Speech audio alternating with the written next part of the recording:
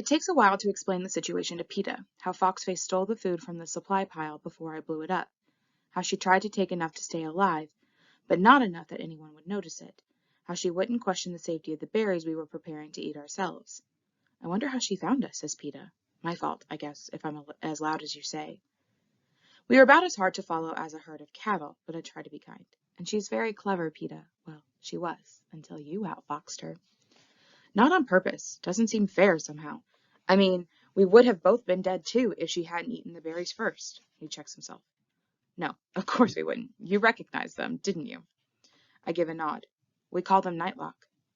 Even the name sounds deadly, he says. I'm sorry, Katniss. I really thought they were the same ones you'd gathered. Don't apologize. It just means we're one step closer to home, right? I ask. I'll get rid of the rest, PETA says. He gathers up the sheet of blue plastic, careful to trap the berries inside, and goes to toss them into the woods. Wait! I cry. I find the leather pouch that belonged to the boy from District 1 and fill it with a few handfuls of berries from the plastic. If they fooled Foxface, maybe they can fool Cato as well. If he's chasing us or something, we can act like we accidentally dropped the pouch, and if he eats them, then hello, District 12, says PETA. That's it, I say, securing the pouch to my belt. He'll know where we are by now, says PETA.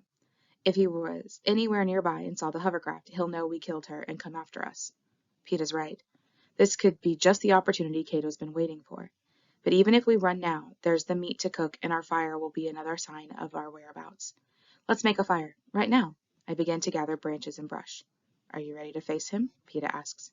I'm ready to eat. Better to cook our food while we have the chance. If he knows we're here, he knows. But he also knows there's two of us, and probably assumes we're hunting Foxface. That means you're recovered. And the fire means we're not hiding. We're inviting him here. Would you show up? I ask. Maybe not, he says. PETA's a whiz with fires, coaxing a blaze out of the damp wood.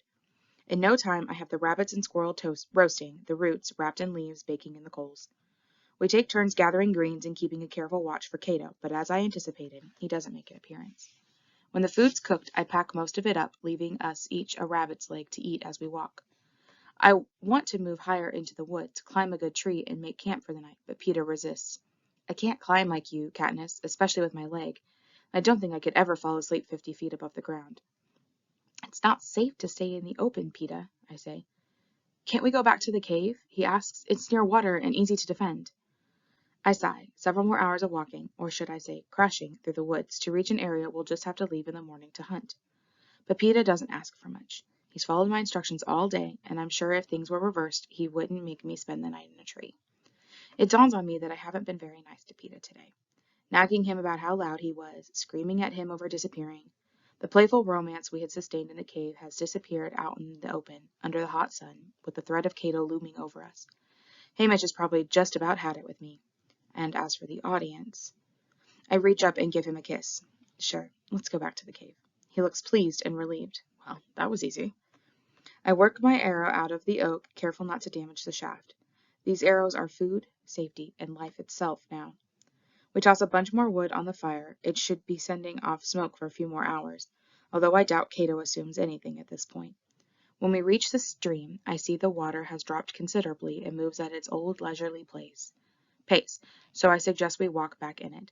PETA's happy to oblige, and since he's a lot quieter in the water than on land, it's a doubly good idea. It's a long walk back to the cave, though, even going downward, even with the rabbit to give us a boost. We're both exhausted by our hike today and still way too underfed. I keep my bow loaded, both for Cato and any fish I might see, but the stream seems strangely empty of creatures. By the time we reach our destination, our feet are dragging and the sun sits low on the horizon. We fill up our water bottles and climb the little slope to our den. It's not much, but out here in the wilderness, it's the closest thing we have to a home. It will be warmer than a tree, too, because it provides some shelter from the wind that has begun to blow steadily in from the west. I set a good dinner out, but halfway through PETA begins to nod off. After days of inactivity, the hunt has taken its toll. I order him into the sleeping bag and set aside the rest of his food for when he wakes. He drops off immediately. I pull the sleeping bag up to his chin and kiss his forehead, not for the audience, but for me, because I'm so grateful that he's still here, not dead by the stream, as I thought. So glad that I don't have to face Cato alone. Brutal, bloody Cato, who can snap a neck with a twist of his arm, who had the power to overcome Thresh, who has had it out for me since the beginning. He probably has had a special hatred for me ever since I outscored him in training. A boy like PETA would simply shrug that off. but I have a feeling it drove Cato to distraction, which is not that hard. I think of his ridiculous reaction to finding the supplies blown up. The others were upset, of course, but he was completely unhinged. I wonder now if Cato might not be entirely sane. The sky lights up with the seal, and I watch Foxface shine in the sky and then disappear from the world forever. He hasn't said it, but I don't think Peeta felt good about killing her, even if it was essential. I can't pretend I'll miss her, but I have to admire her. My guess is if they had given us some sort of test, she would have been the smartest of all the tributes. If, in fact, we had been setting a trap for her, I bet she would have sensed it and avoided the berries. It was Peeta's own ignorance that brought her down. I've spent so much time making sure I don't underestimate my opponents that I've forgotten it's just as dangerous to overestimate them as well. That brings me back to Cato. But while I think I had a sense of Foxface, who she was, and how she operated, he's a little more slippery. Powerful, well-trained, but smart? I don't know. Not like she was. And utterly lacking in the control Foxface demonstrated. I believe Cato could easily lose his judgment in a fit of temper. Not that I can feel superior on that point. I think of the moment I sent the arrow flying into the apple in the pig's mouth when I was so enraged. Maybe I do understand Cato better than I think. Despite the fatigue in my body, my mind's alert, so I let Peeta sleep long past our usual switch. In fact, a soft gray day has begun when I shake his shoulder. He looks out, almost in alarm. I slept the whole night. That's not fair, Katniss. You should have woken me. I stretch and burrow down into the bag. I'll sleep now. Wake me if anything interesting happens. Apparently nothing does, because when I open my eyes, bright hot afternoon light gleams through the rocks. Any sign of our friend? I ask. Peeta shakes his head. No, he's keeping a disturbingly low profile. How long do you think we'll have before the game makers drive us together? I ask. Well, Foxface died almost a day ago, so there's been plenty of time for the audience to place bets and get bored. I guess it could happen at any moment, says Peeta. Yeah, I have a feeling today's the day, I say. I sit up and look out at the peaceful terrain. I wonder how they'll do it. Peeta remains silent. There's not really any good answer. Well, until they do, no sense in wasting a hunting day, but we should probably eat as much as we can hold just in case we run into trouble, I say. Peeta packs up our gear while I lay out a big meal. The rest of the rabbits, roots, greens, and the rolls spread with the last bit of cheese. The only thing I leave in reserve is the squirrel and the apple. By the time we're done, all that's left is a pile of rabbit bones. My hands are greasy, which only adds to my growing feeling of grubbiness. Maybe we don't bathe daily in the seam, but we keep cleaner than I have of late. Except for my feet, which have walked in the stream, I'm covered with a layer of grime. Leaving the cave has a sense of finality about it. I don't think there will be another night in the arena somehow. One way or another, dead or alive, I have the feeling I'll escape it today. I give the rocks a pat goodbye and we head down to the stream to wash up. I can feel my skin itching for the cool water. I may do my hair and braid it back wet. I'm wondering if we might even be able to give our clothes a quick scrub when we reach the stream. Or what used to be the stream. Now there's only a bone-dry bed. I put my hand down to feel it. Not even a little damp.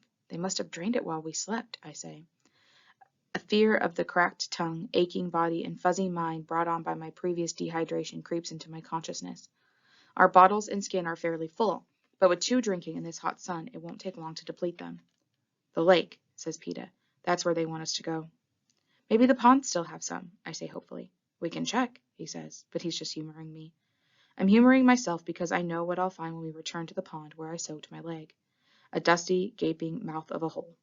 But we make the trip anyway, just to confirm what we already know. You're right, they're driving us to the lake, I say, where there's no cover, where they're guaranteed a bloody fight to the death with nothing to block their view. Do you want to go straight away, or wait until the water's tapped out? Let's go now, while we've had food and rest. Let's just go in this thing, he says. I nod. It's funny. I feel almost as if it's the first day of the games again, that I'm in the same position. 21 tributes are dead, but I still have yet to kill Cato. And really, wasn't he always the one to kill?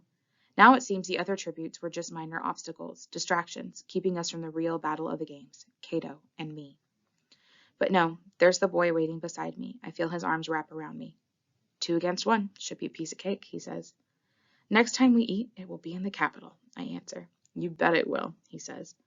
We stand there a while, locked in an embrace, feeling each other, the sunlight, the rustle of leaves at our feet. Then, without a word, we break apart and head for the lake. I don't care now that Peeta's footfalls send rodents scurrying, make birds take wing. We have to fight Cato, and I'd just as soon do it here as on the plain. But I doubt I'll have that choice. If the game makers want us in the open, then in the open we will be. We stopped to rest for a few moments under a tree where the careers trapped me. The husk of the tracker-jacker nest, beaten to a pulp by the heavy rains and dried in the burning sun, confirms the location. I touch it with the tip of my boot, and it dissolves into dust that is quickly carried off by the breeze. I can't help looking up in the tree where Rue secretly perched, waiting to save my life. Tracker-jackers, Glimmer's bloated body, the terrifying hallucinations. Let's move on, I say, wanting to escape the darkness that surrounds this place. Peeta doesn't object. Given our late start in the day, when we reach the plain, it's already early evening. There's no sign of Cato, no sign of anything except the gold cornucopia glowing in the slanting sun rays. Just in case Cato decided to pull a fox face on us, we circle the cornucopia to make sure it's empty. Then obediently, as if following instructions, we cross to the lake and fill our water containers. I frown at the shrinking sun. We don't want to fight him after dark. There's only one pair of glasses. Peeta carefully squeezes drops of iodine into the water. Maybe that's what he's waiting for. What do you want to do? Go back to the cave? Either that or find a tree. But let's give him another half hour or so. Then we'll take cover, I answer. We sit by the lake in full sight. There's no point in hiding now.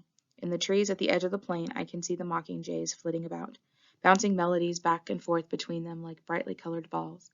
I open my mouth and sing out Rue's four-note run. I can feel them pause curiously at the sound of my voice, listening for more. I repeat the notes in silence. First one mockingjay trills the tune back, then another, then the whole world comes alive with the sound. Just like your father, says Peeta. My fingers find the pin on my shirt. That's Rue's song, I say. I think they remember it. The music swells, and I recognize the brilliance of it. As the notes overlap, they complement one another, forming a lovely, unearthly harmony. It was this sound then, thanks to Rue, that sent the orchard workers of District 11 home each night. Does someone start it at quitting time, I wonder, now that she's dead? For a while, I just close my eyes and listen, mesmerized by the beauty of the song. Then something begins to disrupt the music. Runs cut off in jagged, imperfect lines. Dissonant notes interspersed with the melody. The mockingjay's voice rises up in a shrieking cry of alarm. We're on our feet, Peeta wielding his knife, me poised to shoot, when Cato smashes through the trees and bears down on us. He has no spear. In fact, his hands are empty, yet he runs straight for us. My first arrow hits his chest and inexplicably falls aside. He's got some kind of body armor, I shout to Peeta. Just in time, too, because Cato is upon us. I brace myself, but he rockets right between us with no attempt to check his speed. I can tell from his panting, the sweat pouring off his purplish face, that he has been running hard for a long time. Not toward us, from something. But what? My eyes scan the woods just in time to see the first creature leap onto the plain. As I'm turning away, I see another half-dozen join it. Then I'm stumbling blindly after Cato with no thought of anything but to save myself.